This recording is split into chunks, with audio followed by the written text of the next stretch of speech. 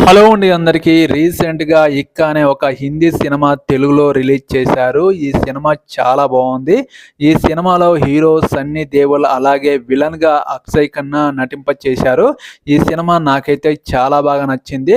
Court drama సినిమాలు ఇష్టపడే వాళ్ళకి ఈ సినిమా చాలా నచ్చుతుంది. అయితే ఈ సినిమా స్టోరీ ఏంటంటే, ఈ సినిమాలో హీరో ఒక గొప్ప లాయర్‌గా ఉంటాడు. అలాగే విలన్‌గా నటించిన అక్షయ్ ఖన్నా ఒక రాజకీయ నాయకుడు కొడుకుగా ఒక హత్య చేసి ఆ కేసులో నుంచి బయటపడాలని ట్రై చేస్తుంటాడు. అయితే ఆ కేసుని హీరో వాదించడం జరుగుతుంది. ఎప్పుడు న్యాయం వైపు నిలబడే హీరో ఈ కేసులో అన్యాయం వైపు నిలబడి విలన్ని గెలిపించడం జరుగుతుంది. న్యాయం మాత్రం ఓడిపోతుంది. అయితే హీరోకి ఒక కూతురు ఉంటుంది. ఆ కూతురు చావు బతుకులతో పోరాడుతూ ఉంటుంది. ఆ కూతుర్ని బతికించడం కోసం హీరో విలన్ వైపు వాదించి గెలిపించడం జరుగుతుంది. చివరికి తన కూతుర్ని బతికించుకుంటాడు, కానీ న్యాయాన్ని ఓడించడం జరుగుతుంది.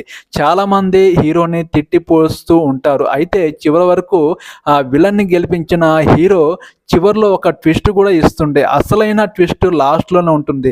కేసు గెలిపించిన తర్వాత విలను కోర్టు నుంచి రిలీజ్ అవ్వడం జరుగుతుంది. తర్వాత కొన్ని కేసులు తిరగదోడి మళ్ళీ జైలుకి వెళ్ళేలా చేస్తాడు హీరో. చివరికి ఈ సినిమా సుఖాంతం అవుతుంది. కానీ ఈ సినిమా కోర్టు డ్రామా, సస్పెన్సింగ్ అలాగే ఎవిడెన్స్ ప్రవేశపెట్టే విధానం చాలా బాగుంటుంది.